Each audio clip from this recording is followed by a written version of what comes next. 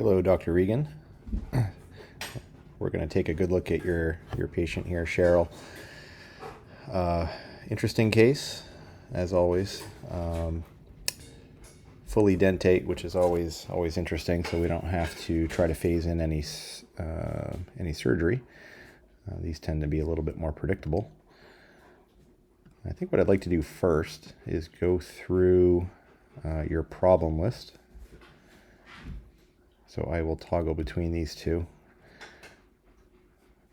So it looks like you identified most things. Obviously a fairly deep bite.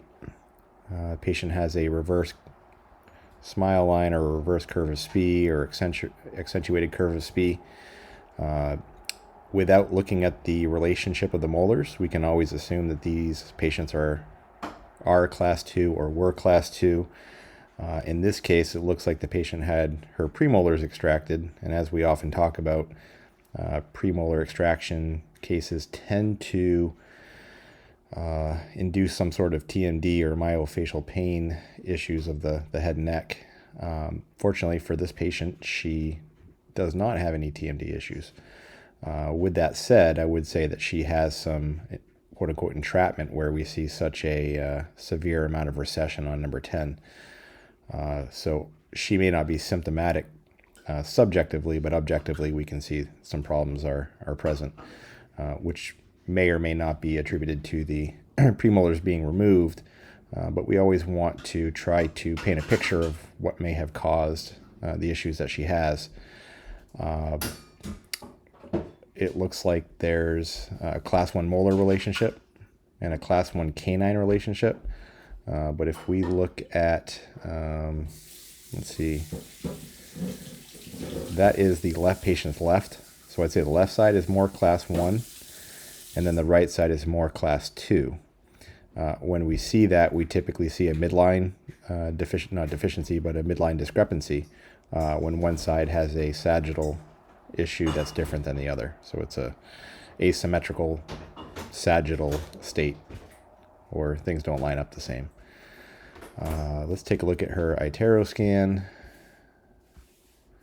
This was her original scan. As we can see, number 10 is fairly far labialized. And whenever I see an upper tooth that is compromised, either mobile, fractured, extruded like this, I'll take a look at the lower. And 9 times out of 10, you'll see a pebble in the shoe, so to say, where when the patient bites down, they might be an MIP, but as soon as they slide forward, the tooth that's sitting outside the alveolar arch puts more pressure on that area. And if she had some sort of muscle dysfunction because of the premolar extractions, then we might see more muscle activity there. So that might be one reason why she's that way. From this view, we can see the class 2 relationship. In the photos, we couldn't really appreciate the class 2 setup here. If we look at the left side, more class 1. I would say mild class 2. Class 1 would be this cusp sitting in this fossa right here, or this embrasure.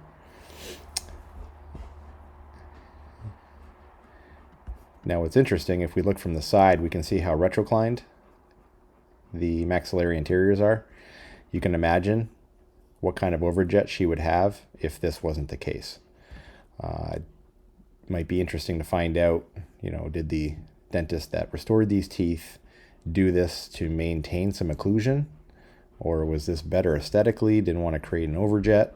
But either way, this occlusal scheme is what we call entrapment, or this setup would have a high degree of entrapment. We can also call this a very deep bite. Why is that important? Well, the muscles, the anterior temporalis,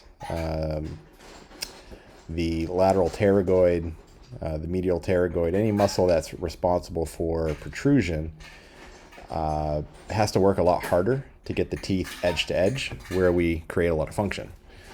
Our body wants to get edge to edge quite often for a multitude of reasons. This is a much more unfavorable path than it would be if the teeth were at a proper proclination. So if we're going to restore this mouth, we definitely want to keep those things in mind. Any other issues that we see here? Again, super eruption. And look at that wear on number 24. You know, when you see that on one tooth, there's definitely some parafunction going on. With that said, the posterior teeth look fairly intact considering how restored they are. The cusps look good.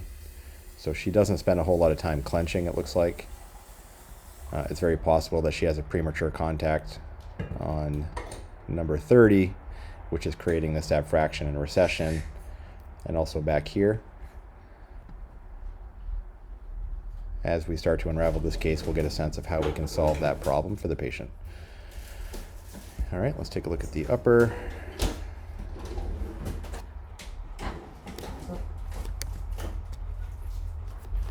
So it looks like a chip number 14 and 15. It's good to always ask why are teeth chipped.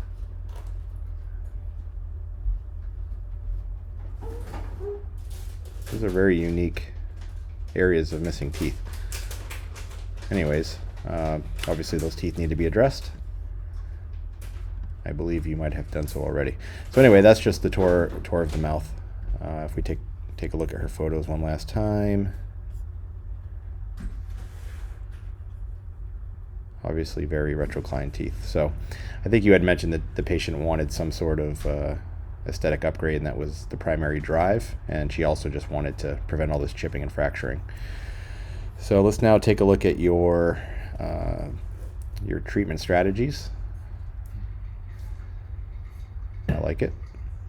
So always starting off with something removable if the patient decides to go down that route. Second option, fixed. Third is what we call the ideal plan, and the fourth, the most comprehensive plan. I always like to throw a bait plan in there. We know that humans will very rarely choose the most expensive and the option that's at the bottom of a list. We're not in the game of trying to trick patients, but if we know their psychology is likely to steer them in a certain direction, and we want to steer them towards comprehensive care, have the comprehensive plan be the second to last. So in this case, you could have put the comprehensive plan on number 3, and then number 4, say something to the effect of surgery. You know, this definitely could be a case that could be justified by some surgical interventions, crowning all of the teeth, and moving forward with some sort of very robust plan that probably would be out of the reach of most patients. If she's interested in spending that kind of money, then obviously you can bring in the oral surgeon to plan a case out like that. But 9 times out of 10, these patients just want to try to solve this restoratively and with minimal ortho if possible. So I like what you did, just one suggestion. And then for your phase plan, which we always try to do as a stepwise version of the comprehensive care. I like what you did here. Obviously trying to get rid of disease, control the periodontal disease, stabilize the occlusion. Fortunately, you've already done that by replacing the crowns in the interior and giving her some freedom in the interior. We'll take a look at that in a second. Hopeless teeth, bone grafting for future implants, and then ortho to intrude the lower interiors. So I like it. I don't see the next page. I don't know if we scanned it in or not, but let's assume that the rest of it was crown and bridge to restore her occlusion back to normalcy. So I'm going to stop this here, and then we'll pick up with a discussion about the treatment.